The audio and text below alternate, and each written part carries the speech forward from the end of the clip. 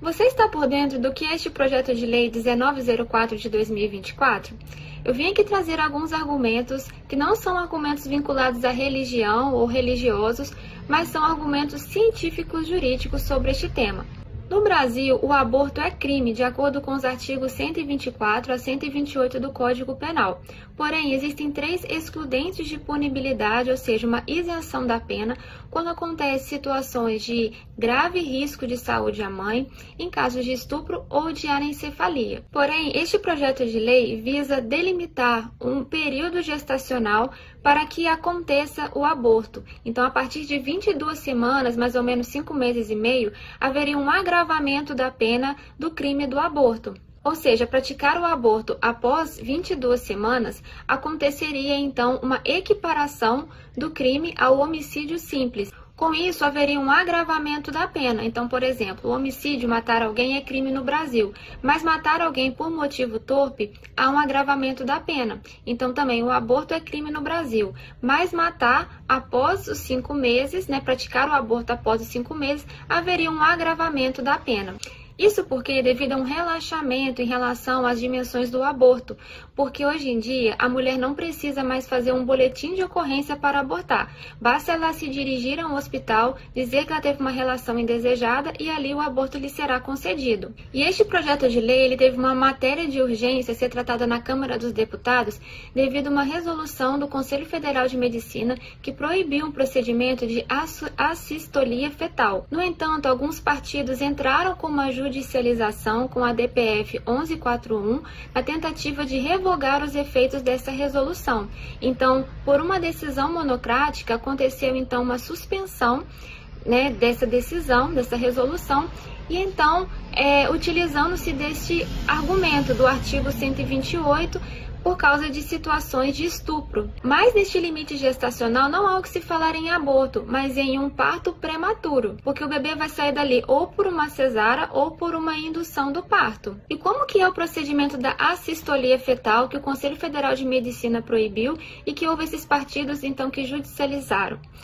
A assistolia fetal consiste em uma injeção no abdômen. Não espera-se o feto morrer em 24 horas e ele não morrendo, repete-se então essa injeção para que ele venha a óbito. Então, quando este feto morre, a mulher então ela entra em trabalho de parto, ela recebe um hormônio sintético para dar à luz. Então, já que o bebê vai ter que sair de alguma maneira, por que não tirá-lo com vida? Por que sempre ter que matar? Vale ressaltar que toda mulher pode entregar o seu filho para adoção, de acordo com o artigo 19A do Estatuto da Criança e do Adolescente, de maneira completamente sigilosa, e é vedado qualquer situação que possa constrangê-la. A mulher deverá ser acolhida, instruída corretamente, tendo a sua decisão respeitada e não sofrendo julgamentos. E ela não pode ser convencida a ficar com a criança ou entregar para a sua própria família, para parentes. E agora, alguns têm alegado falando que, mas essa é a PL da gravidez infantil, porque são casos que acontecem com as crianças,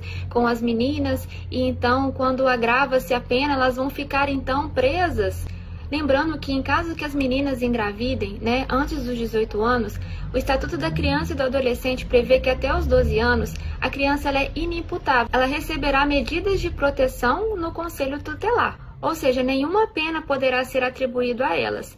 E quando é um adolescente de 13 a 17 anos, não há um crime, mas atos infracionais, onde a pena máxima é de 3 anos.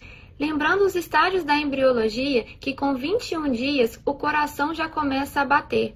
Em 45 dias já tem os pés, as mãos e as impressões digital, a mesma que você tem no seu RG. Na 7ª semana já começa o início do desenvolvimento genital. Na 12ª semana, ou seja, em 3 meses, já começa o bebê a chupar o seu dedinho, a bocejar. Na 18ª semana, mais ou menos 4 meses, já começa a atividade elétrica cerebral. Em 5 meses e meio, ou seja, as mesmas 22 semanas que prevê este projeto de lei, o bebê já começa ali a ter as papilas gustativas, que vai formar o paladar do bebê, a formação do sistema límbico, com os sentimentos e emoções, e o reconhecimento de luz e escuridão. Quando se pensa em saúde da mulher, não podemos pensar que o aborto seja uma solução, porque deixa sequelas irreparáveis à mulher que pratica o aborto, muitas vezes com esquizofrenia, depressão, síndrome do pânico, ansiedade generalizada, agressividade, pesadelos, automutilação.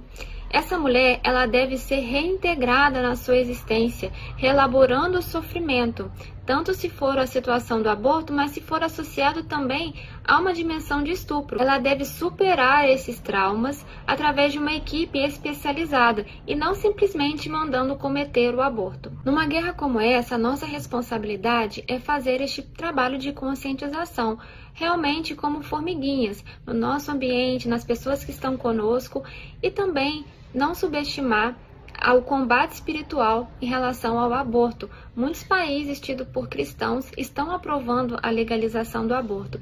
Então, confiemos à Virgem Maria, Nossa Senhora Aparecida, Rainha do Brasil, para que sejamos libertos de toda essa maldição que é o aborto. Lembremos o que o Papa Francisco disse, que o aborto é o nazismo de luvas brancas.